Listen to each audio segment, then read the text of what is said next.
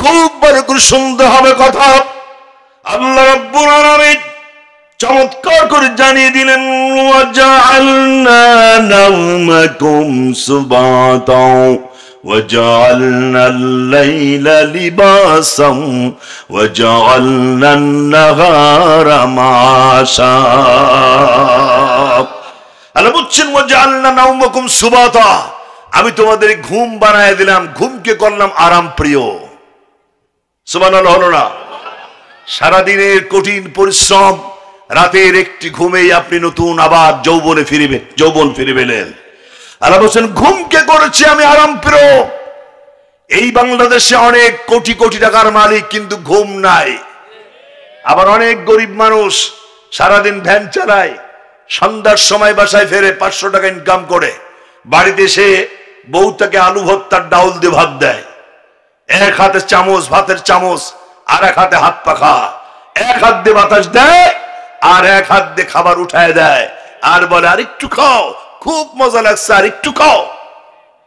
আলু ভর্তা ডাউল দিয়ে গলা পর্যন্ত খাবার খেয়ে একটা ইট মার্কা বালিশ নিয়ে শুয়ে পড়লো। ইট মার্কা বালিশ বোঝেন কিনা? মনে হচ্ছে ইটের উপর একটা কভার লাগায় দিয়েছে, একটা শক্ত বালিশ নিয়ে শুয়ে পড়লো। আল্লাহ বলছেন, ওয়াজআলনা নাওমাকুম সুবাতা, আমি তার নাকে এমন ঘুম এনে দিলাম একেবারে ট্রাকের টায়ার পর্যন্ত ব্লাস্ট হয়ে গেল। সুবহানাল্লাহ। অথচ কোটি কোটি টাকার মালিক, ঘুম নাই। ডাক্তার, ইঞ্জিনিয়ার, এই ঔষধ সে ঔষধ, ঘুম নাই। অতএব ঘুমকে আল্লাহ তাআলা করেছে আরাম প্রিয়। ওয়াজআলনাল লাইলা লিবাসা, আর রাতকে করেছে আল্লাহ পোশাক। তাও সুবহানাল্লাহ হলো না? রাতকে আল্লাহ পোশাক করেছেন, কারণ রাত যদি দেখেন মানুষের চোখের নিজস্ব কোনো আলো নাই। রাতের অন্ধকার একজন মানুষ কিছুই দেখতে পারে না, এমনকি নিজের বডিটাও দেখতে পারে না। মানুষ যদি রাতের গভীরে নিজেই দেখতে পেত, যদি বিড়ালের মতো, শিয়ালের মতো, তাহলে একজন থেকে আর একজন কি তার সম্ভ্রম, তার ইজ্জত সংরক্ষণ করতে পারত না। আল্লাহ কি সুন্দর ব্যবস্থা করে দিয়েছেন। রাতকে আল্লাহ আড়াল করে দিয়েছেন, পর্দা টেনে দিয়েছেন। রাতকে আল্লাহ তাআলা লিবাস করে দিয়েছেন, পোশাক বানিয়ে দিয়েছেন। সুবহানাল্লাহ বলেন না কেন? এরপর আল্লাহ তাআলা বলছেন, ওয়াজআলনান নাহারা মাআশা, আর আমি সূর্য উঠায়া দিন বানায় দিলাম, যেন দিনে মানুষ কাজ করে খেতে পারে, উপার্জন করতে পারে। এই পরিচয়গুলো কার? আল্লাহ রাব্বুল আলামিনের পরে বলছেন, ওয়া বানাইনা ফাওকাকুম সাবআন শিদাদা ওয়া জাআলনা সিরাজান ওয়াহাজা। আল্লাহ রাব্বুল আলামিন বলেন, আমি আকাশটাকে 7টি স্তরে বানালাম, 7টি স্তরে শক্ত করে আমি আকাশকে বানায় দিলাম। পরে আরেকটা আয়াতে বলা হচ্ছে, খালাকাস সামাওয়াতি বিগাইরি আমাদিন তারাউনাহা ওয়া আলকা ফিল আরদি রাসিয়া। আর জোরে আল্লাহ রাব্বুল আলামিন বলেন, আমি আকাশ বানালাম 7টি স্তরে, খুব শক্ত করে মজবুত করে বানায় দিলাম, যার কারণে আকাশে কোনো ফুটো হয় না, আকাশের জং ধরে না, আকাশ কখনো ড্যামেজ হয়ে যায় না, আকাশ কখনো লিক হয়ে যায় না, আকাশের কখনো মেরামত করার কোনো প্রয়োজন হয় না। কথাটা ঠিক কিনা জোরে বলেন। আল্লাহ রাব্বুল আলামিন আরেক জায়গায় বলছেন, আল্লাযী খালাকা সাবআ সামাওয়াতিন তিবাকা মা তারা ফি খালকির রহমানি মিন তাফাবুত ফারজিল বাসারা হাল তারা মিন ফুতুর।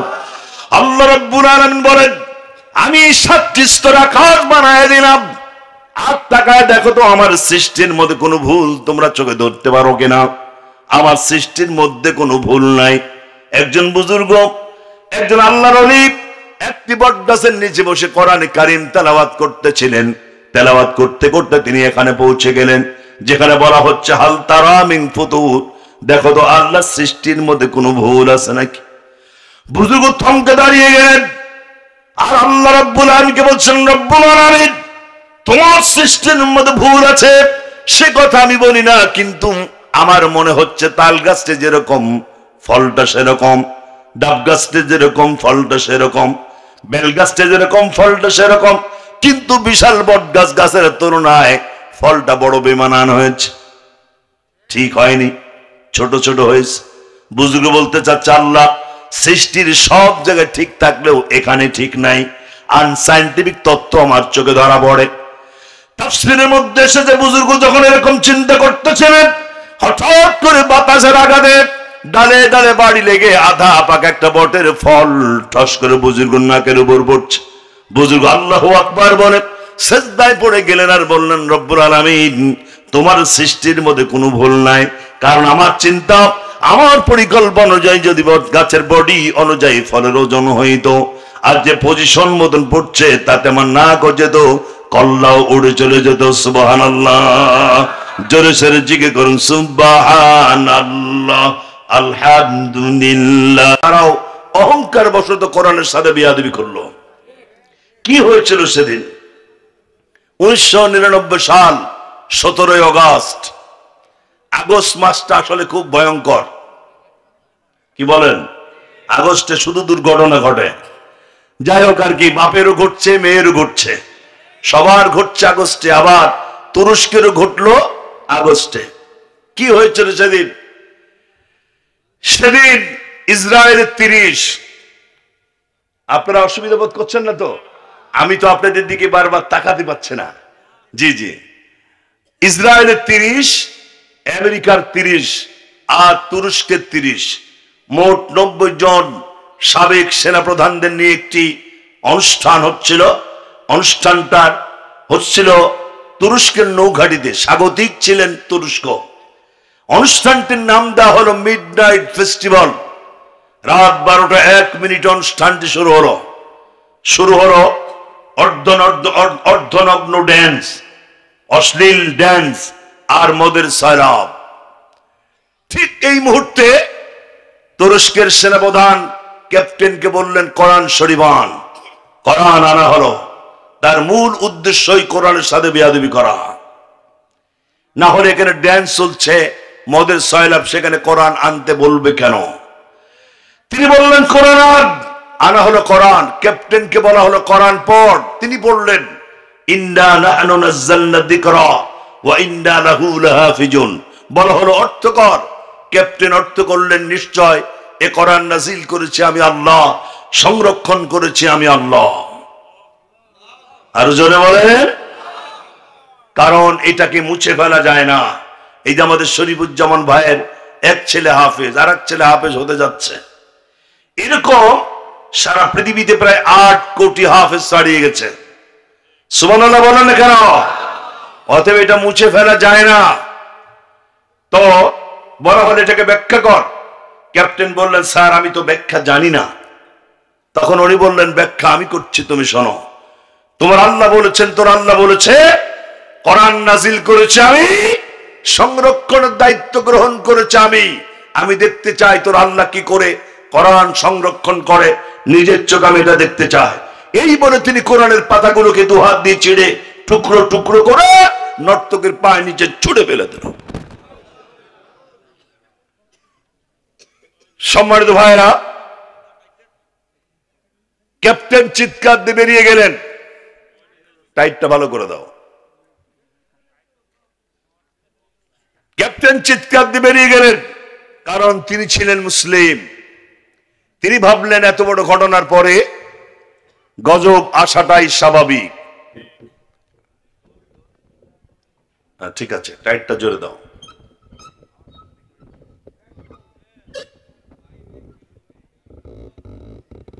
ঠিক আছে, যাও। বন্ধুগণ, 1 মিনিট নয়, 30 সেকেন্ড নয়, 29 সেকেন্ডের মাথায় ভূমিকম্প শুরু হয়ে গেল। 29 সেকেন্ডের ভূমিকম্পে 40,000 স্বাগতিক অতিথি, তারপরে যাদের জন্য আয়োজন, দর্শক শ্রোতা, 40,000 মৃত্যু হলো 29 সেকেন্ডে। সে আল্লাহ আপাতত এখন আর নাই, থাকলেও যথেষ্ট বয়স হয়েছে। আল্লাহ রাব্বুল আলামিন সূরাতুল বাকারা 255 নম্বর আয়াত আয়াতুল কুরসির বুকের মধ্যে নিজের লংজিভিটি, নিজের স্থায়িত্ব গ্যারান্টি চমৎকার করে দিয়া দিলেন। আল্লাহু লা ইলাহা ইল্লা হুয়াল হাইয়ুল কাইয়ুম। যারা জানেন পড়েন সবাই, আল্লাহু লা ইলাহা ইল্লা হুয়াল হাইয়ুল কাইয়ুম। লিল্লাহি তাকবীর। সুতরাং অহংকার যারা করে এভাবেই তাদের শেষ হতে হয়। কথা বলেন না কেন? এনারাও অহংকার করেছিল, যাদের পতন হয়েছে। পতন সবারই হয়েছে। দেখেন, হিটলার একাই 60 লক্ষ মানুষ খুন করলো। হিটলার একা মারলো 60 লক্ষ মানুষ। সে হিটলার কি বেঁচে আছেন? আপনাদের জবাব এত আসতে হলে তো হবে না। সে হিটলার বেঁচে আছে। চেঙ্গিস খান 2.25 কোটি মানুষ খুন করলো। 2.25 কোটি।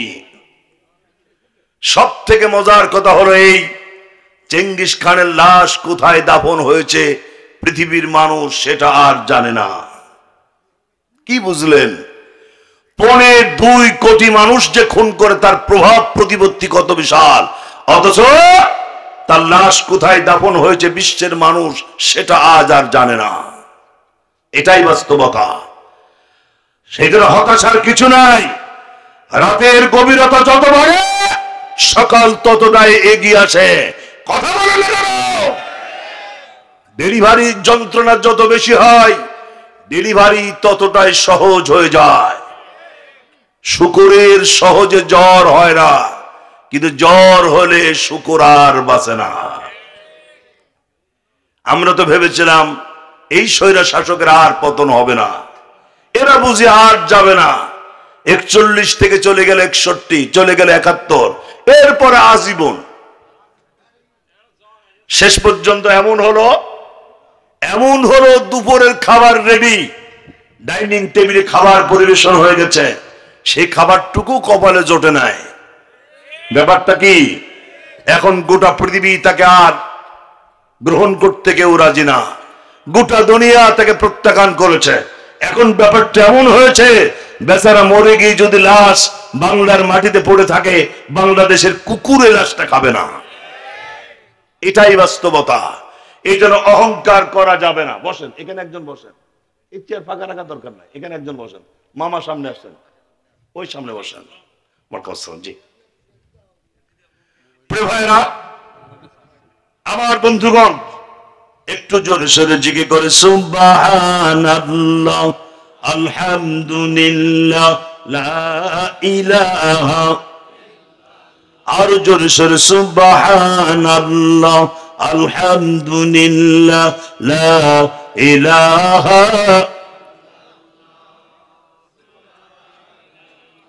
আলহামদুলিল্লাহ, লা ইলাহা,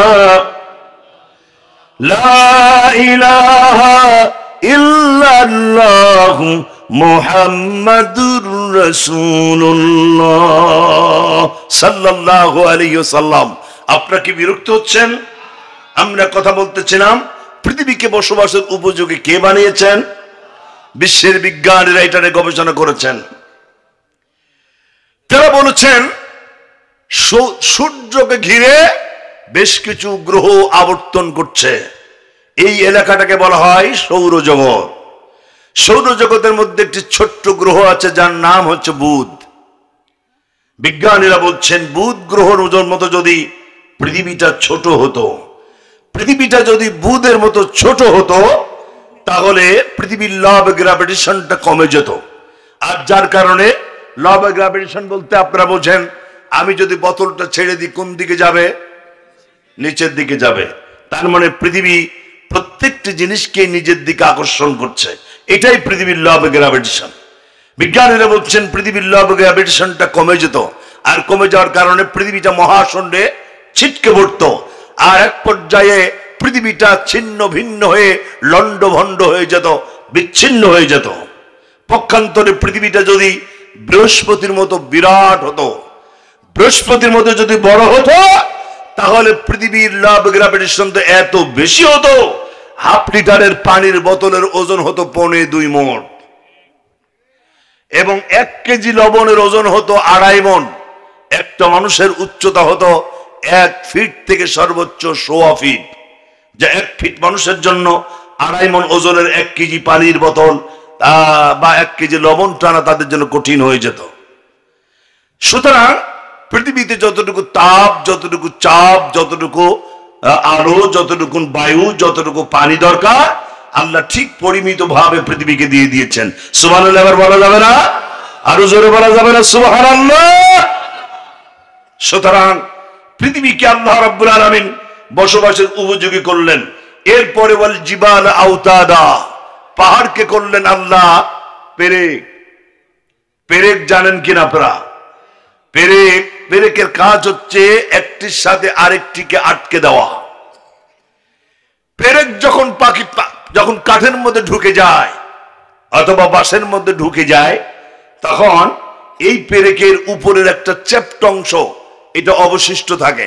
এটাকে আপনাদের চুয়াডাঙ্গার তালতলা, নাকি তালতলা, চুয়াডাঙ্গার তালতলার মানুষ এই পেরেকের মাথাটাকে কি বলেন? যে কি বলেন? চ্যাপ্টা মাথায় বলেন। আচ্ছা হোক, চ্যাপ্টা হতে পারে, টুপি হতে পারে, ছাতা হতে পারে, সাটকি হতে পারে, যাই বলেন একটা ভাষা বলেন আর কি। বিজ্ঞানীরা এটা নিয়ে গবেষণা করে বলছে যে পাহাড়টা দেখা যায়, এই পাহাড়টা হচ্ছে পাহাড়ের টুপি। না বুঝলে সুবহানাল্লাহ কেন বলবেন আপনারা? বোঝেন নাই তো? আমি আরো সহজ করে দিই। হিমালয় পর্বতটা 33,000 ফিট, এটা হচ্ছে হিমালয় পর্বতের টুপি। এই যদি হয় টুপি, তাহলে হিমালয় পর্বত কতখানি? এবার তো সুবহানাল্লাহ বলবেন, আরো জোরে বলেন। এই পাহাড় কে বানিয়েছেন? শুধু পাহাড়ে পাদদেশে দাঁড়িয়ে, পাহাড়ে উঠে নতুন বউ নিয়ে হানিমুন করার জন্য পাহাড় তৈরি করা হয় না। বঙ্গোপসাগরে নতুন বউ নিয়ে অর্ধনগ্ন হয়ে গোসল করার জন্য বঙ্গোপসাগর তৈরি করা হয় না। কথা ঠিক কিনা? পাহাড়ের পাদদেশে দাঁড়িয়ে চিন্তা করেন, পাহাড় যদি হয় এত বিশাল, তাহলে এর মালিকের স্রষ্টা কত বিশাল। বঙ্গোপসাগরের কিনারে দাঁড়িয়ে চিন্তা করেন, বঙ্গোপসাগর যদি হয় এত বিশাল, তাহলে এর মালিক, এর আল্লাহ, এর স্রষ্টা কত বিশাল। তিনি কে?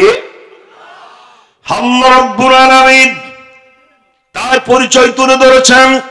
ওয়াসিআ কুরসিয়্যুহুস সামাওয়াতি ওয়াল আরদ ওয়া লা ইয়াউদুহু হিফযুহুমা ওয়া হুয়াল আলিয়্যুল আযীম। চেয়ারম্যানের চেয়ার আছে, এমপি সাহেবের চেয়ার আছে, মন্ত্রীর আছে, সরকার প্রধানের চেয়ার আছে, আমার আল্লাহরও চেয়ার আছে। তো আল্লাহর চেয়ারটা কত বড়? আল্লাহর চেয়ারটাই হলো আসমান জমিন ব্যাপী। যাদের হৃদয়ে আছে আল্লাহর ভয়, তারা কভু পথ ভুলে যায় না। পড়া যাবে? জি, তো পড়ুন সবাই। যাদের হৃদয়ে আছে আল্লাহর ভয়, তারা কভু পথ ভুলে যায় না। আল্লাহর প্রেম ছাড়া এই দুনিয়ায় কারো কাছে কোনো কিছু চায় না। ঠিক না? রাতের আধারে যারা সিজদাতে রয়, দু চোখের অশ্রুতে নদী যেন বয়। রাতের আধারে যারা সিজদাতে রয়, দু চোখের অশ্রুতে নদী যেন বয়। সালোনার হাত ছানি যতই আসুক, সালোনার হাত ছানি যতই আসুক, পেছনে ফিরেও তাকায় না। যাদের হৃদয়ে আছে আল্লাহর ভয়, তারা কভু পথ ভুলে যায় না। আল্লাহর প্রেম ছাড়া এই দুনিয়ায় কারো কাছে কোনো কিছু চাই না। ঠিক না যারা কন? দিন কায়েমের পথে যারা অবিচল, তারা হলো আল্লাহর প্রিয়জন। বাতিলের কাছে যারা হার মানে না, সংগ্রাম করে যায় আমরণ। হেরার আলোতে যার হৃদয় রঙিন, হাতে আল কোরআনের দীপ্ত সঙ্গীন।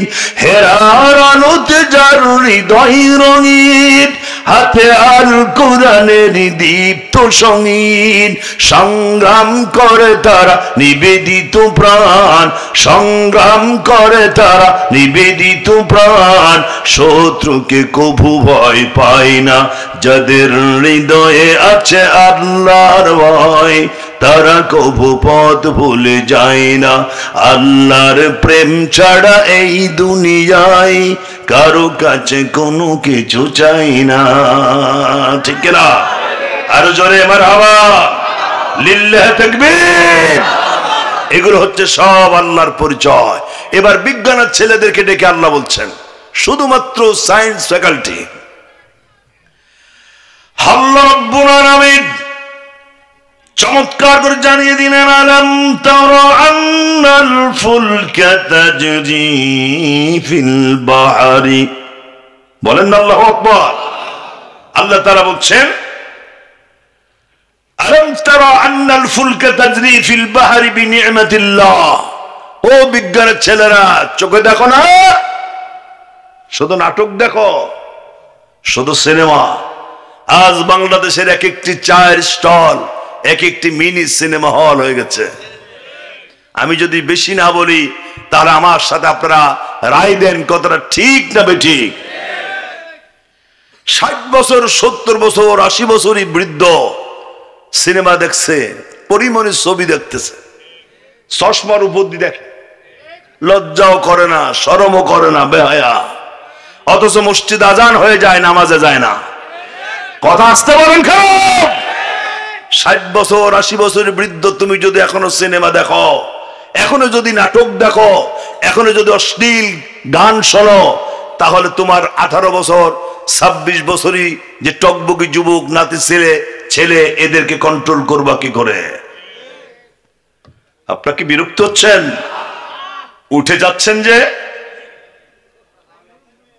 শোনেন শোনেন, খুব যদি প্রসাব বেশি লাগে আজকের মতো ভেতরে সারেন, তা উঠেন না। আমি তো জানছি যখন দেখবেন পিতা মাতা নিয়ে কথা বলা হয়, তখন যদি কেউ ওঠে বসবেন, এই বাপ মা বাদ দেয় না, বুঝে নেবেন। সুদের আলোচনা হলে যখন উঠবে বসবেন, এটা নির্ঘাত সুদখোর। এখন যদি কেউ ওঠে তাহলে বসবেন এটা ওই কায়দার লোক আর কি। সম্মানিত ভাইরা, আমি কথা বলতেছিলাম চোখ দিয়ে আল্লাহ তাআলা দেখতে বলেছেন, সিনেমা নয়। এগুলো দেখো, আলাম তারা আন্নাল ফুলকা তাজরি ফিল বাহরি বিনি'মাতিল্লাহ। আল্লাহ বলেন, ও বিজ্ঞানের ছেলেরা, চোখে দেখো না, তাকায় দেখো সমুদ্র বন্দর নদী বন্দর গুলোতে লক্ষ লক্ষ টন ওজন নিয়ে জাহাজগুলো পানির উপরে ভেসে আছে, এটা ডুবে যায় না। আল্লাহ বলেন, কে ভাসিয়ে রেখেছেন? মানুষ না আল্লাহ। যেমন মাটি প্রত্যেকটা জিনিসকে তার নিজের দিকে আকর্ষণ করে, পানি প্রত্যেকটা জিনিসকে সে উপরের দিকে ঠেলে রাখে। আল্লাহ বলছেন, এই যে পানির মধ্যে যে ঊর্ধ্ব চাপ, এই চাপটা কে সৃষ্টি করেছেন? বিজ্ঞানের ছেলেরা যদি এই আয়াত, কোরআনের আয়াত যদি বিজ্ঞানের পাঠ্যপুস্তকের সাথে মিলিয়ে তারা যদি পড়াশোনা করতে পারে, আল্লাহর কসম বাংলাদেশের একজন বিজ্ঞানের ছেলে দাঁড়িয়ে প্রসাব করতে পারে না, নাস্তিক হতে পারে না। কথা ঠিক কিনা? আল্লাহ রাব্বুল আলামিন কোরআন কারীমের মধ্যে সব কথা পরিষ্কার করে বলে দিয়েছেন। এরপর আল্লাহ তাআলা বলছেন, এটা হচ্ছে আল্লাহ। তিনি কোন আল্লাহ, তার আরেকটু পরিচয় আরেকটি জায়গায় আল্লাহ দিচ্ছেন। আল্লাহ রাব্বুল আলামিন চমৎকার করে জানিয়ে দিলেন, আল্লাযী লাহু মুলকুস সামাওয়াতি ওয়াল আরদ লাম يتخذ ولدا ولم يكن له شريك في الملك وخلق كل شيء فقدره تقديرا। তিনি হচ্ছেন সে আল্লাহ যার কোনো সন্তান নাই, তিনিও কারো সন্তান নন। এই আসমান জমিন পরিচালনা করতে গিয়ে তার কোনো অ্যাসিস্ট্যান্ট দরকার হয় না। সুবহানাল্লাহ বলা যাবে না? এরকম আল্লাহ আছে? কয়জন? ছোট্ট একটি সূরার মধ্যে আল্লাহ রাব্বুল আলামিন নিজের পরিচয় তুলে ধরেছেন। কুল হুয়াল্লাহু আহাদ আল্লাহুস সামাদ লাম ইয়ালিদ ওয়া লাম ইউলাদ ওয়া লাম ইয়াকুল লাহু কুফুয়ান আহাদ।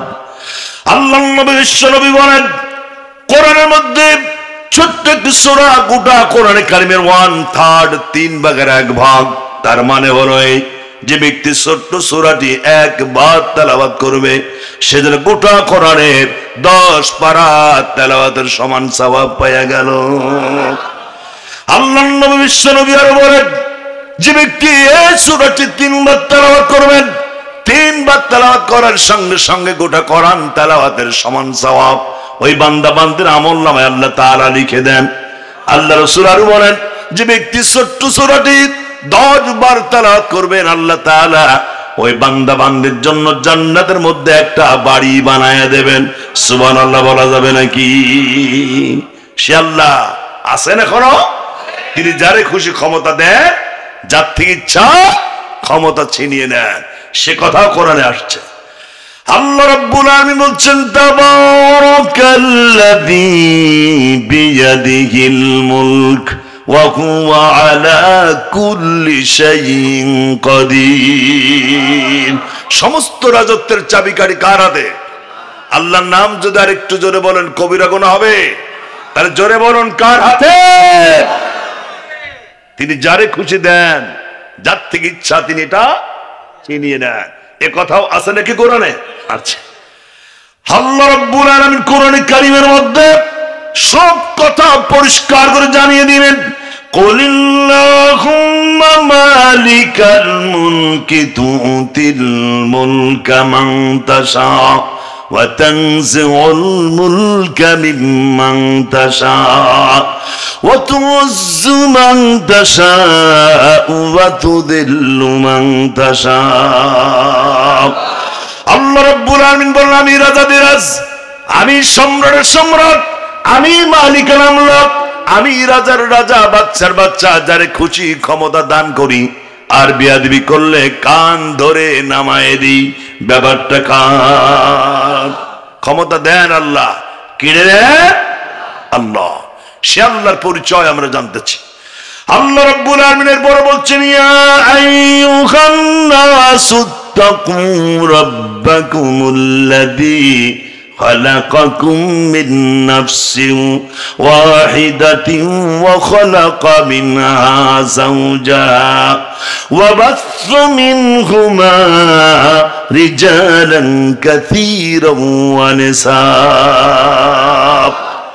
আল্লাহ রাব্বুল আলামিন এই পৃথিবীতে একজন মানুষ বানানোর জন্য বলেন, তার নাম কি? আবুল বাশার, প্রথম নবী, প্রথম মানব হযরত আদম আলাইহিস সালামকে বানানো হলো। তারপরে তার থেকে তার জোড়া বানানো হলো, একজন পুরুষ আর একজন নারী থেকে। রিজালান কাসীরা ওয়া নিসা।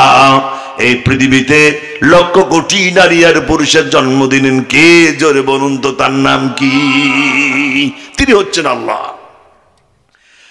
আমার প্রিয় ভাইরা, আল্লাহ রাব্বুল আলামিন এরপরে বলছেন, সুম্মা খালাকনান নুতফাতা আলাকাতান ফাখালাকনাল আলাকাতা মুদগা ফাখালাকনাল মুদগাতা ইযামা ফাকাসাউনাল ইযামা লাহামা।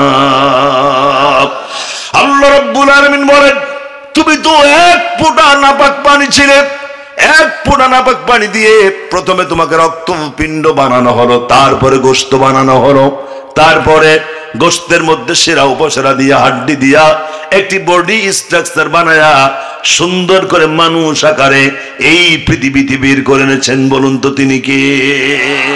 তাহলে আমাদের বানিয়েছেন কে? আরো জোরে বলতে হবে, বানিয়েছেন কে? আরো জোরে, কে বানিয়েছেন? এবার বলেন, আইন মানবেন কার? মানছেন কার? কথা বলেন, কার মানছেন? শয়তানের, তাগুতের। আল্লাহর আইন আমরা আসলে মানতে পারছি না। আল্লাহ রাব্বুল আলামিন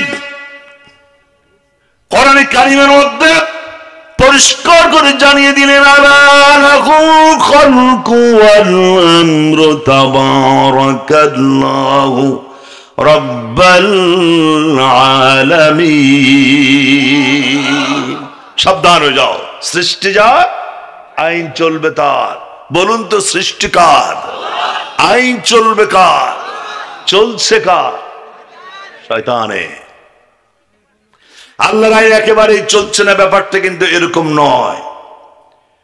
মসজিদ, মাদ্রাসা, বিবাহ, তালাক, ওযু, তায়াম্মুম, দাফন কাফন, জানাজা, কবর, মোটামুটি সব জায়গায় কিছুটা আল্লাহর আইন আমরা দেখতে পাই।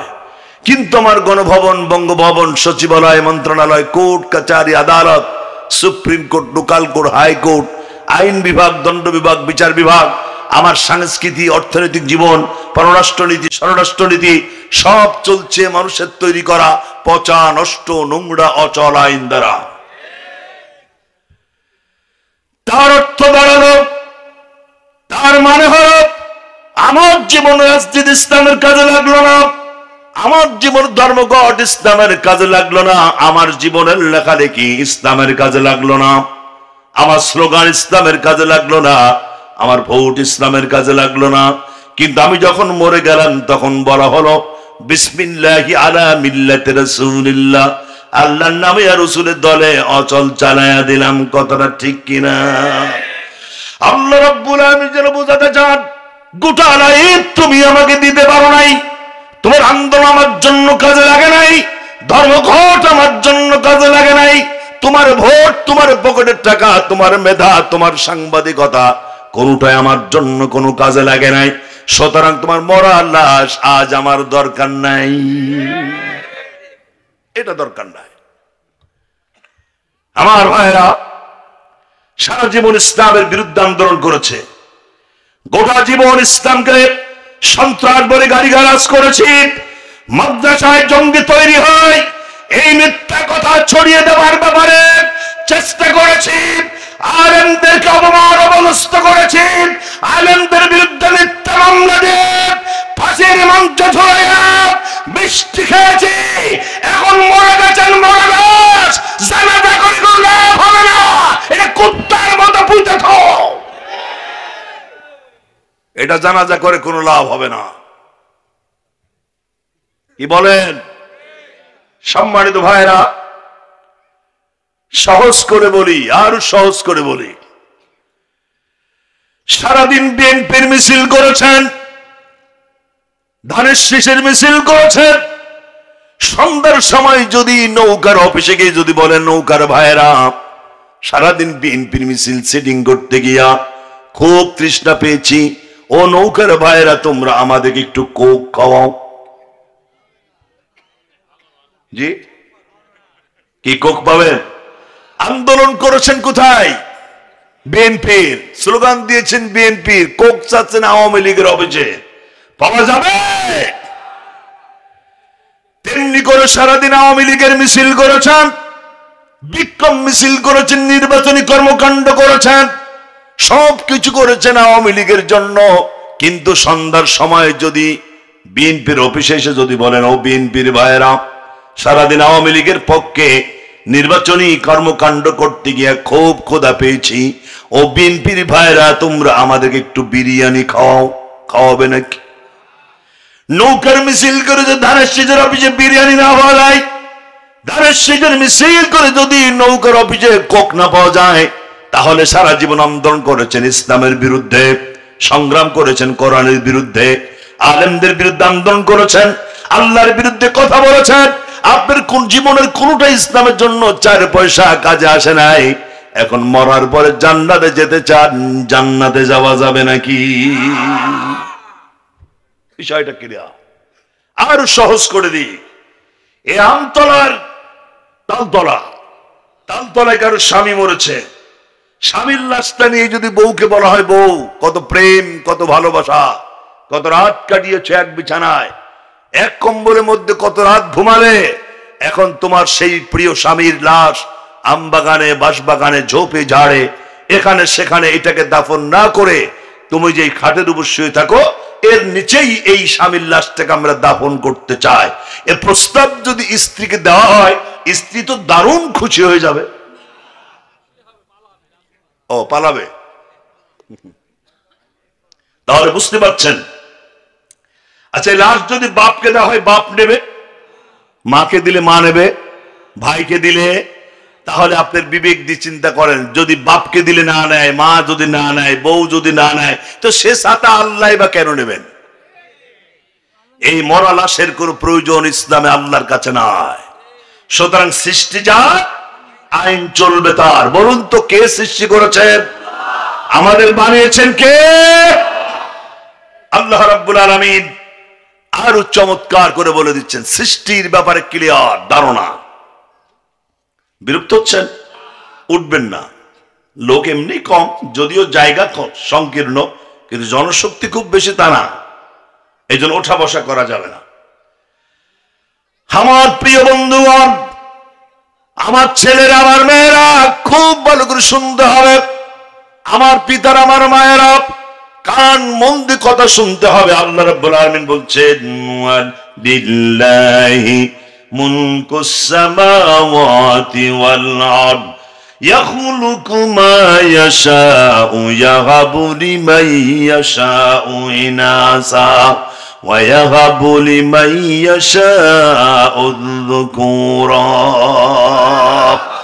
আল্লাহ রাব্বুল আলামিন বলেন, পৃথিবীর সব রাজত্বের মালিক আল্লাহ। তিনি যাকে খুশি শুধু ছেলে দান করেন, যাকে খুশি শুধু মেয়ে দান করেন। কথাটা কার? যাকে খুশি শুধু মেয়ে দেন, আবার যাকে খুশি শুধুমাত্র ছেলে দান করেন। আও ইউযাব্বিজুহুম যুকরানা ওয়া ইনাসা, আর যাকে খুশি ছেলেও দেন মেয়েও দান করেন, দুইটাই দান করেন। ওয়া ইয়াজআলু মান ইয়াশাউ আকিমা, আর যাকে খুশি কিছুই দেই না। এই ঠিক বললেন ৩-৪ জন লোক। আল্লাহ বলছেন, আমি যারে খুশি শুধু ছেলে দিই, যারে খুশি শুধু মেয়ে দিই, যাকে খুশি ছেলেও দিই মেয়েও দিই, আর যাকে ইচ্ছা কিচ্ছু দেই না। ব্যাপারটা কার? সমস্ত শক্তি দিয়ে কথা বলতে হবে, ব্যাপারটা কার? তাহলে সন্তানের জন্য মাজারে যান কেন? জবাব দেন। কারোর জবাব থাকলে আমাকে একটু মেহেরবানি করে জবাবটা দেন। আল্লাহ বলছে, আমি ছেলে দিই, যাকে ইচ্ছা মেয়ে দিই, ছেলেও দিই মেয়েও দিই, যাকে ইচ্ছা আমি কিছুই দেই না। ব্যাপারটা সম্পূর্ণ আল্লাহর। তাহলে কবরে চান কেন? মাজারে কেন চান? আল্লাহর কসম, মাজার কাউকে কিচ্ছু দিতে পারে না। কথা পুরুষের মতো বলতে হবে, কথা ঠিক কিনা? মাজারে কিছু নেওয়ার জন্য যাবেন না, বরং কিছু দেওয়ার জন্য যায়েন। মাজারের পাশ দিয়ে যাচ্ছেন, একটু দাঁড়িয়ে যান। কবরের পাশ দিয়ে যাচ্ছেন, একটু দাঁড়িয়ে যান। সূরা ফাতিহা, সূরা ইখলাস পড়ে একটু দোয়া করেন, আল্লাহর কাছে চান তার জন্য। তার কাছ থেকে কিছুই পাওয়ার নাই, কারণ যা কিছু দিতে পারেন তিনি কে? আর একটু জোরে। সম্রাট শাহজাহান ভারতবর্ষের প্রেসিডেন্ট, তার সময় একজন ভিক্ষুক ভিক্ষা করছে। এলাকার মানুষ ভিক্ষুককে বলছে, এই যে দেখছি গোটা জীবন তুমি ভিক্ষা করো, এত টাকা তুমি রাখো কোথায়? ভিক্ষুক বলছেন, ভাই 2-4টা টাকা দেন। 10টা টাকাও কেউ দেয় না, 1 টাকা 2 টাকা করে দেওয়া হয়। এতটুকুন টাকা তো আর জমা করা যায় না, এই দিয়ে আর কি বা করা যায়? জনগণ বলছে, যদি তুমি সম্রাট শাহজাহানের কাছে যেতে পারো, তোমাকে এত বেশি পরিমাণ দেবে, জীবনে আর কোনোদিন অভাব থাকবে না। ভিক্ষুক বলেন, কোথায় পাবো? জনগণ আঙ্গুল দিয়ে দেখায় দিলেন, ওই যে মসজিদে যাও, নামাজরত অবস্থায় আছে। ভিক্ষুক চলে গেলেন মসজিদের বাইরে থেকে মসজিদের ভিতরের দিকে তাকায় দেখে সম্রাট কোন এক সম্রাটের কাছে হাত পেতে কি যেন চাচ্ছেন, চোখে পানি আর কাঁদতেছেন। তিনি লক্ষ্য করলেন, আর তাকায় তাকায় দেখলেন, আর চিন্তা করলেন, আরে আমি তো সম্রাটের কাছে এসেছি, আমার তো চোখেও পানি নাই, আমি তো হাতও পাতি নাই, আর যার কাছে এসেছি সেই সম্রাট কোন সম্রাটের কাছে কান্দে আমি তো বুঝি না। সম্রাট বেরিয়ে আসলেন, ভিক্ষুক একটা সালাম দিলেন, সালাম দিয়ে সোজা চলে যাচ্ছেন। সম্রাট বলছে, ভিক্ষুক তোমাকে দেখে তো মনে হয় ভিক্ষুক। বলছে, হ্যাঁ। সম্রাট বলছে, তুমি আমার কাছে কিছু না চেয়ে চলে যাও কেন? ভিক্ষুক বলছেন, সম্রাট আমি সত্যই তো আপনার কাছে কিছু চাওয়ার জন্য এসেছিলাম, কিন্তু এসে যে দৃশ্য দেখলাম আমার তকদির খুলে গেছে। সেটা হলো এই, আমি তো এসেছিলাম আপনার কাছে, আমার চোখে পানি নাই, আমি হাতও পাতি নাই, কাকুতি মিনতি কোনো কণ্ঠ নাই, কিন্তু আমি লক্ষ্য করছি যে সম্রাটের কাছে কোনো কিছু চাইতে এসেছিলাম, আমি তাকায় দেখলাম সে সম্রাট কোন এক সম্রাটের কাছে দুটি হাত পেতে কান্দে। আমি এই দৃশ্য দেখে সিদ্ধান্ত নিলাম, সম্রাট শাহজাহান যে সম্রাটের কাছে চাচ্ছে, আমি আজ থেকে ওই সম্রাট ছাড়া দুনিয়ায় আর কারুর কাছে কিছু চাইব না। কার কাছে চাইবেন? কারণ হলো এই, আল্লাহ রাব্বুল আলামিন বলছেন, ফাযকুরুনি আযকুরুকুম ওয়াশকুরু লি ওয়ালা তাকফুরুন। কারণ আল্লাহ বলছেন, তোমরা যদি আমার স্মরণ করো আমিও তোমাদের স্মরণ করব। বলেন না সুবহানাল্লাহ। আল্লাহ রাব্বুল আলামিন আরেক জায়গায় বলছেন, ওয়াইদা সাআলাকা ইবাদি আন্নী ফাইন্নী করিব। আল্লাহু আকবার। আল্লাহ বলছেন, মানুষ যখন আমার কাছে চায়, আমি মানুষের খুবই কাছে থাকি, খুবই কাছে থাকি। মানুষ যা চায় তা দেওয়ার জন্য আমি প্রস্তুত হয়ে যায়। সুবহানাল্লাহ বলা যাবে না? এই জন্য কার কাছে চাইতে হবে? সন্তান চাইবেন কার কাছে? কোন মাজারে নয়, কোন মাজারে নয়। হতে পারে সেটা হক্কানি পীরের মাজার, হতে পারে সেটা আল্লাহর এক দরবেশের মাজার, কিন্তু তিনি কাউকে কিচ্ছু দিতে পারেন না, এটাই বাস্তবতা। আমার প্রিয় ভাইয়েরা, আমার প্রিয় বন্ধু, এরপর আল্লাহ রাব্বুল আলামিন বলছেন, ওয়াল্লাযী ইউসাব্বিরুকুম ফিল আরহামি কাইফা ইয়াশাউ লা ইলাহা ইল্লা হুয়াল আজিজুল হাকীম। আল্লাহ রাব্বুল আলামিন বলছেন, আমি সেই মহান সত্তা, আমি যাকে খুশি শুধুমাত্র ছেলে দান, যাকে খুশি আমি ছেলে দান করি।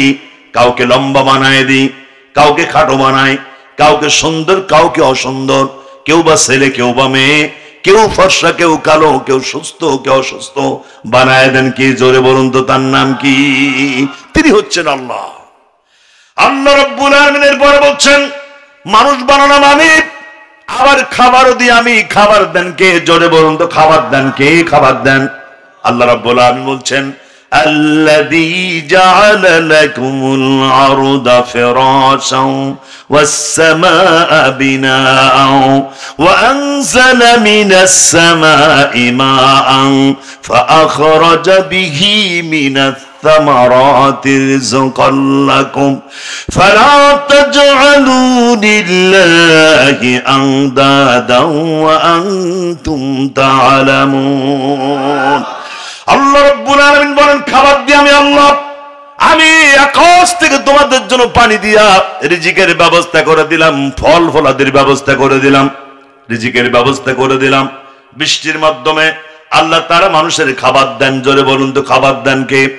আল্লাহ রাব্বুল আলামিন আরেক জায়গায় বলছেন, আল্লাহুল্লাযী আরসালার রিয়াহা ফাতুসিরু সাহাবা ফাসকানাহু ইলা বালাদিন মাইয়িতিন ফাআহইয়ানা বিহিল আরদা বা'দা মাউতিহা কাযালিকান নুশুর। আল্লাহ রাব্বুল আলামিন বলেন, যখন তালতলার মানুষের পানির প্রয়োজন মনে করে, তালতলার কৃষকেরা যখন পানির প্রয়োজন মনে করে, তালতলার নামটা কিন্তু কোরআনের মধ্যে নাই, এই বলে যেন কালকে গুতুগুতি করেন না, জাস্ট উদাহরণ দিচ্ছি। আল্লাহ রাব্বুল আলামিন বলেন, তালতলার কৃষকেরা যখন পানির প্রয়োজন মনে করে, তখন আল্লাহ রাব্বুল আলামিন বাতাসকে অর্ডার করে দেয়, এক টুকরা মেঘমালা টেনে এনে ওই পৌরসভার উপর থেকে, অথবা কলেজ মোড় থেকে, অথবা থানা মোড় থেকে, অথবা কোটপাড়া থেকে একটা মেঘমালা টেনে নিয়ে এই চুয়াডাঙ্গার তালতলা পৌরসভা ৬ নম্বর ওয়ার্ডের উপর ছেড়ে দেয়। আল্লাহর নির্দেশে বাতাস এক টুকরা মেঘমালা কোটপাড়া থেকে টেনে এনে তালতলার উপরে ছেড়ে দেয়, আর বিন্দু বিন্দু পরিমাণ পানি বর্ষানো শুরু হয়ে যায়। এই পানি পায়া মরা জমিন ফসল ধারণের জন্য তৈরি হয়ে যায়। সুবহানাল্লাহ বলা যাবে নাকি? একটু জোরে সোরে জিকির করুন, সুবহানাল্লাহ আলহামদুলিল্লাহ লা ইলাহা, আরো জোরে সরে সুবহানাল্লাহ আলহামদুলিল্লাহ লা ইলাহা ইল্লাল্লাহ মুহাম্মাদুর রাসূলুল্লাহ। যেমন তুমি দিলে জমিন দিয়েছো আসমান, সুখের সমাজ গড়তে দিলে তেমনে কোরআন। তোমার দয়া ফুরান, দয়া ফুরান, দয়া ফুরান। তৃষ্ণা নিবারণে দিলে স্বচ্ছ সাধু পানি, জঠর জ্বালা জুড়াতে আর ফল ফসল জানি।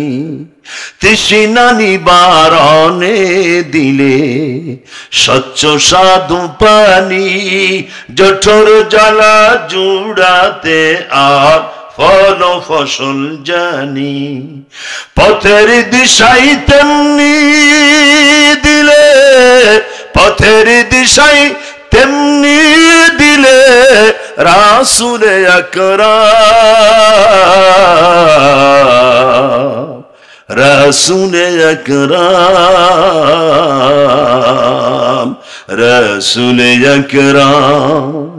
যেমন তুমি দিলে জমিন দিয়েছো আসমান, সুখের সমাজ গড়তে দিলে তেমনে কোরআন। তোমার দয়া ফুরান, দয়া ফুরান, দয়া ফুরান। আর মরা জমিন জিন্দা করেন কে? আল্লাহর নাম যদি আর একটু জোরে বলেন কবিরা গুনাহ হবে। পুরুষের মতো জবাব দেন, মরা জমিন জিন্দা করেন কে? আল্লাহ তাআলা শুধু মানুষের খাবারই দেন না, সমস্ত প্রাণীগুলোর খাবারও আল্লাহ দেন। একটা মশা এক ফোঁটা রক্তই তার পেট ভরার জন্য যথেষ্ট। প্রাণীবিজ্ঞান বলছে একটি মশা যখন পেট ভরে খায়, এক ফোঁটা রক্ত যখন একটা মশা পায়, এটাই তার পেট ভরে যায়। আর একবার পেট ভরলেই মশাটি মারা যায়। গবেষকেরা বলছে, আন্দাজে নয়। সেই বাংলাদেশে, সেই পৃথিবীতে একটি প্রাপ্তবয়স্ক হাতি, তার খাবার লাগে প্রতিদিন 450 থেকে 600 কেজি। সুবহানাল্লাহ আগামীকাল করেন দেখেন, সুবহানাল্লাহ আলহামদুলিল্লাহ। এগুলো আপনাদেরকে জোর করে, প্রেসার করে, একটা বল প্রয়োগ করে টেনে হেসড়ে আদায় করতে হবে কেন? এ তো এমনি বলবেন। কারণ কি জানেন? সুবহানাল্লাহ আলহামদুলিল্লাহ উচ্চারণে সহজ, কিন্তু কিয়ামতের দিন আপনার দাড়ি পাল্লা সব থেকে ওজন হয়ে যাবে এই জিনিসে। কিয়ামতের দিন আপনি এর লাভ পাবেন। বন্ধুগণ, সেই পৃথিবীতে একটা নীল তিমি, প্রাপ্তবয়স্ক একটা নীল তিমির খাবার লাগে প্রতিদিন 150 মণ। খুব পেছনে যারা আছেন হাত তোলেন তো, খুব পেছনে। তা আপনারা তো জীবিতই আছেন, কথা বলছেন না কেন?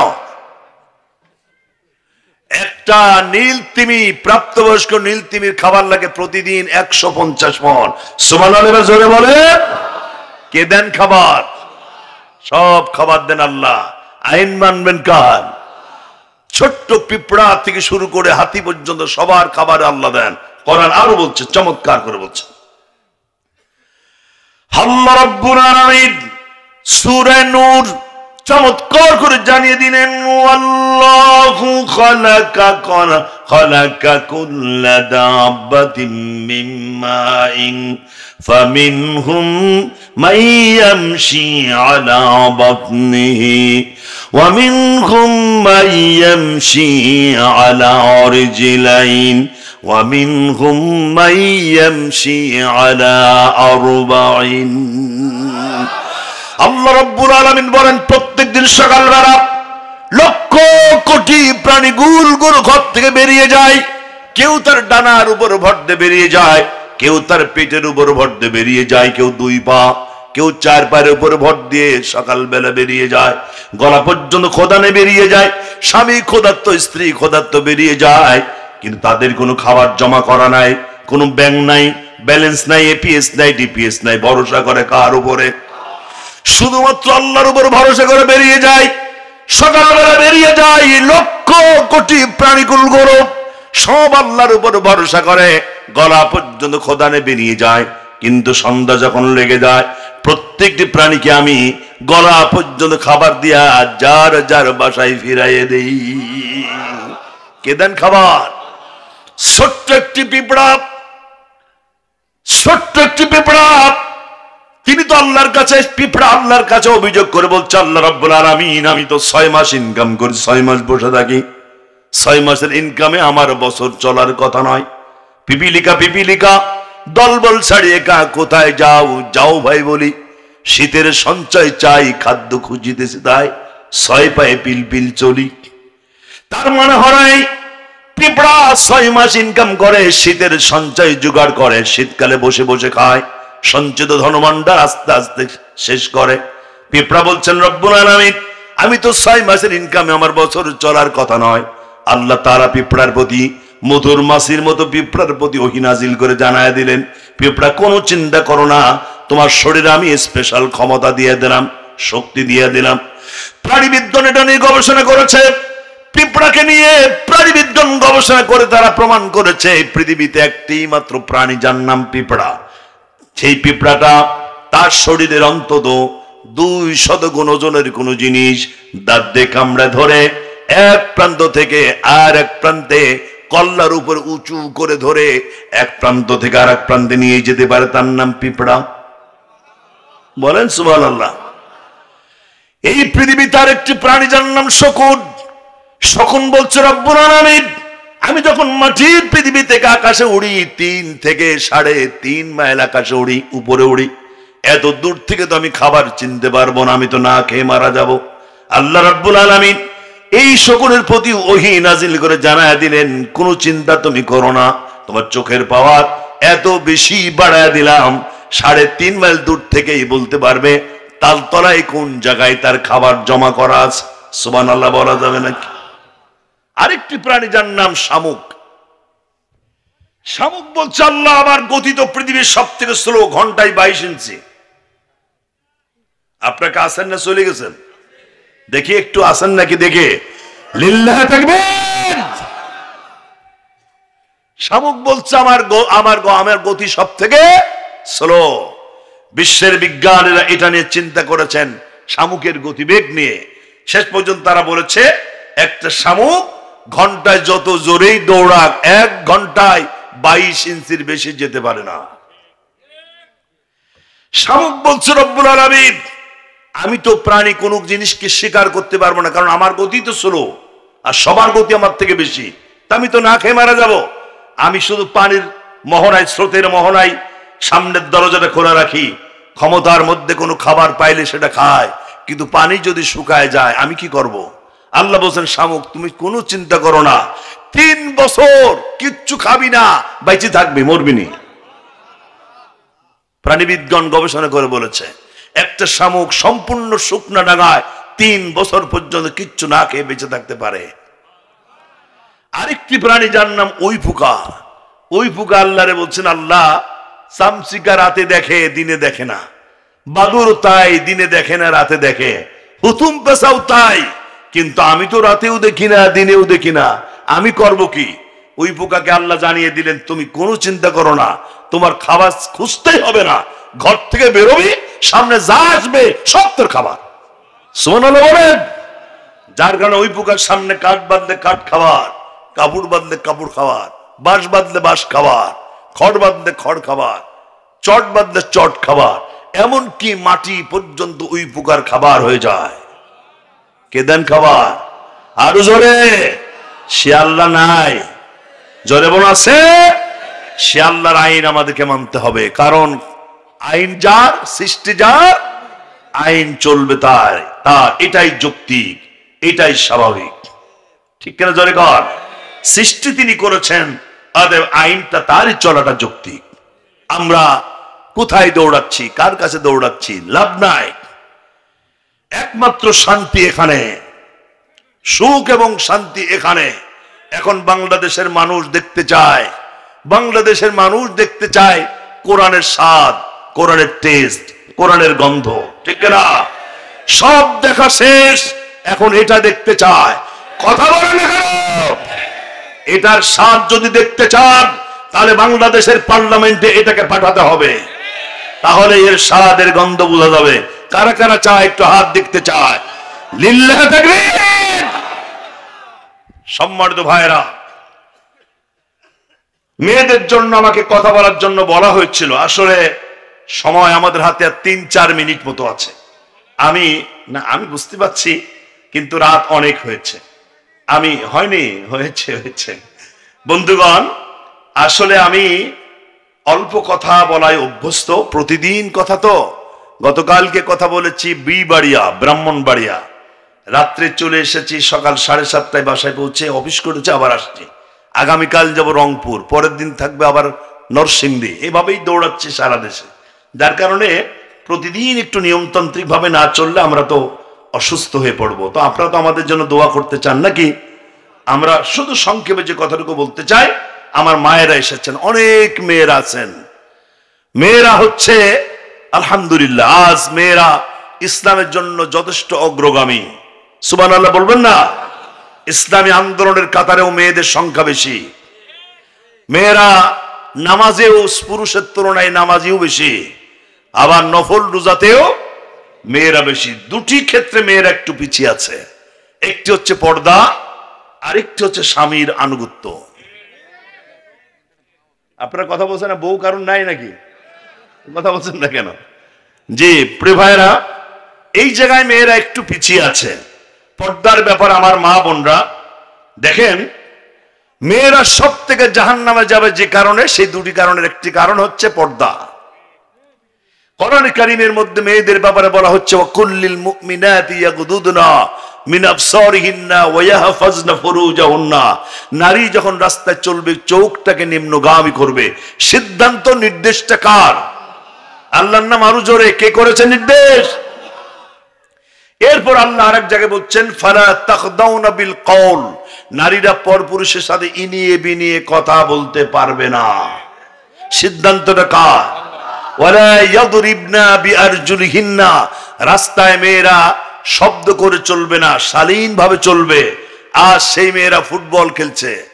যেই মেয়েদের ব্যাপারে নির্দেশটা এরকম হয়েছে, ওয়ালা ইয়াদরিবনা বিআরজুলিহিন্না, রাস্তায় মেয়েরা শব্দ করে চলবে না, এই যদি হয় মেয়েদের ব্যাপারে সিদ্ধান্ত, সেই মেয়েরা ফুটবল খেলে কোন দৃষ্টিতে আমার মাথায় আসে না।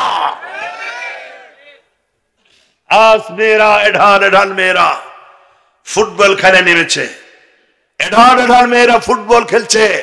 আর কিছু লম্পট, কিছু বেয়াদব গ্যালারিতে বসে করতালি দিচ্ছে। মেয়েদের কাজ সুইমিং পুলে নামিয়ে দেওয়া হয়েছে, অর্ধনগ্ন বানায়া। মেয়েদের আজ রাস্তায় নেমে অর্ধনগ্ন করে ফেলা হয়েছে। ও আমার মেয়ে, নগ্নতার মধ্যে সম্মান নাই, শালীনতার মধ্যে রয়েছে ইজ্জত। ইসলাম তোমাকে যেটা বলেছে এটাই রাইট, এটাই পারফেক্ট। ইসলামের বাইরে যত বক্তব্য সবগুলো ডাস্টবিনে নিক্ষিপ্ত হওয়ার যোগ্য কথা, ঠিক কিনা? মেয়েদের ব্যাপারে বলা হচ্ছে, ওয়ালা ইউবদিনা জিনাতাহুন্না, রাস্তায় মেয়েরা সৌন্দর্য প্রকাশ করে চলবে না। সৌন্দর্য যদি প্রকাশ করতে হয় সেটা তার একান্ত ঘরোয়া পরিবেশে, বাইরে নয়। এরপর আল্লাহ তাআলা আরেক জায়গায় বলে দিচ্ছেন, হে রাসূল, আপনি মেয়েদের বলে দেন, আপনার স্ত্রী, আপনার মেয়ে, সারা পৃথিবীর মুসলিম নারীদেরকে বলে দেন, তারা যখন রাস্তায় বেরোয় তারা যেন একটা লম্বা চাদর ব্যবহার করে, যা দিয়ে বুকটা, পেটটা, পিঠটা ঢেকে যায়। কথাটা কার? আজ মেয়েরা ওড়না ব্যবহার করে, মাশাআল্লাহ। পরনে একটি জিন্সের প্যান্ট, গায়ে একটা টি শার্ট, ওড়না তো পরেই না, যদিও পরে তো এক পাশ দেয় আর এক পাশ জনগণের জন্য রেখে দেয়। লজ্জাও নাই, শরমও নাই। তোমার কি একটু লজ্জা করে না? আমার দেশের একটা কুকুরও তার লজ্জাস্থান লেজ দিয়ে ঢেকে রাখে। আমার দেশের একটা গরু তার লেজ দিয়ে তার লজ্জাতে ঢেকে রাখে, তুমি তো রাম ছাগল গরুর থেকেও খারাপ। তোমাকে শালীন হতে হবে। তুমি একটা এঢাল মেয়ে, তুমি উচ্চ মাধ্যমিক শেষ করে, মাধ্যমিক শেষ করে, উচ্চ মাধ্যমিক শেষ করে ইউনিভার্সিটি ক্যাম্পাসে দৌড়াদৌড়ি করছো। তুমি যদি এখন টি শার্ট পরো, জিন্সের প্যান্ট পরো, তোমার কি একটু বিবেকে বাধা দেয় না? আবার অনেক বাবা, অনেক স্বামী তার বউকে নিয়ে, তার মেয়েকে নিয়ে এভাবে ঘোরে রাস্তায় রাস্তায়, আছে নাকি? আমি বলতে চাই, আপনার মেয়ে, আপনার বউ, এঢাল একটা বউ, এঢাল একটা মেয়ে, এই মেয়েকে এইভাবে নিয়ে আপনি রাস্তায় ঘুরছেন, আপনি একটু চিন্তা করবেন। আমি বিশ্বাস করি আপনার এই মেয়ে, আপনার বউর সৌন্দর্য দেখে এই তালতলার কত যুবক আপনার বউকে নিয়ে সারা রাত জেনার স্বপ্ন দেখে, আপনার বউকে নিয়ে। এটা আপনার মাথায় আসে না? আপনি কি রাম ছাগল? আপনি কি গাধা না গরু? আপনি বোঝেন না? আপনার মেয়েকে নিয়ে, আপনার বউকে নিয়ে আরেকজন জেনার স্বপ্ন দেখে সারা রাত। এমন পোশাক পরে, আমি মাঝে মধ্যে পোশাকগুলো দেখি আর চিন্তা করে, পরে কেমন আর খোলে কেমন, এত টাইট। একটা মেয়ের পণ্যের জিন্সের প্যান্ট, আমার মনে হয় এটা গ্রিস লাগায় পরে, আর 4-5 জন টাইনি বের করে, একাত্ম টাইনি বের করা সম্ভব না। একটু বিবেক নিয়ে চিন্তা করবেন। পোশাক এটা শালীন। পোশাকের শর্ত হচ্ছে 6টা। কয়টা? তার মধ্যে একটু হচ্ছে পোশাক হতে হবে ঢিলে ঢালা। পোশাক যদি বুরকাও হয়, আর বুরকা যদি টাইট ফিটিং হয়, এটা বুরকা হলেও হারাম। হাদিস শরীফ আসছে, যে পোশাক পরলে শরীরের ভাঁজ বোঝা যায়, ভাঁজ, শরীরের অবয়ব গঠন, ওই পোশাক বুরকা হলেও হারাম। বোঝাতে পারি নাই আমি? এদিকটা খেয়াল রাখতে পারেন মেয়েরা। মেয়েরা মনে মনে ভাবতে পারেন, মেয়েদের জন্য এত নির্দেশনা কেন? আচ্ছা ঠিক আছে, জবাবটা আসে আরেক দিক থেকে দিই। আচ্ছা, গরুর গোস্তের কেজি কত? না না, যথেষ্ট। আমাদের উজ্জ্বল ভাই আমাদের গরুর গোস্ত অনেক খাওয়াইছে, আপনাদের ভয়ের কিছু নাই, আমরা অনেক খেয়েছি। আপনাদের, আমাদের আর দেওয়া লাগবে না। কয় কেজি, কয় টাকা কেজি? 700। আচ্ছা, কুত্তার গোস্ত কয় টাকা কেজি? কেন খান না? কেন না, কেন খান না? কে বলেছেন হারাম? হ্যাঁ, জোরে বলেন। আল্লাহ বলেছেন হারাম, ঠিক। আচ্ছা, নিজের বোনকে বিয়ে করেন না কেন? কে বলেছেন হারাম? তো যেই জায়গায় আল্লাহ আপনাকে নিজের বোনকে বিয়ে করতে হারাম করলেন, সে আল্লাহ সেটা মানলেন। কুত্তার গোস্ত হারাম করলেন, সেটা মানলেন। তো সে আল্লাহ তো আপনাকে সুদ খেতে নিষেধ করেছে, তো এটা মানেন না কেন? সিদ্ধান্ত তো এক জায়গা থেকে এসছে, যে আল্লাহ আপনাকে কুত্তার গোস্ত হারাম করেছেন, সেই আল্লাহ আপনাকে নিজের মেয়ে, নিজের বোনকে বিয়ে করতে হারাম করেছেন। সে আল্লাহ মেয়েদেরকে বগল কাটা জামা পরতে নিষেধ করেছেন। সুতরাং আপনি একটা মানবেন আর একটা মানবেন না, ব্যাপারটা তো তা নয়। আপনার কষ্ট হলো এটা মানতে হবে, কারণ মৃত্যুর পরে আপনার জন্য আল্লাহর জান্নাত অপেক্ষা করছে। আপনি যদি পৃথিবীতে পরীক্ষা না দেন, কষ্টের সম্মুখীন না হন, তাহলে আফটার লাইফে, পরবর্তী জীবন আপনি সুখী সমৃদ্ধ একটা জীবন পাবেন কি করে? ঠিক নয় কি? ছেলেদের ব্যাপারে বলবো, আপনারা পোশাকের ব্যাপারে একটু খেয়াল রাখবেন। আজকাল ছেলেরা তো এমন পোশাক পরে, পোশাক পরে রুকু সেজদা গেলে পেছনের দরজা দেখা যায়। এই পোশাক ইসলামের মুখে লাথি মারে। যেই পোশাক পরে বসে প্রসাব করা যায় না, যেই পোশাক পরে ইজ্জত ঢাকা যায় না, সেরকম পোশাকের মুখে লাথি মারে ইসলাম।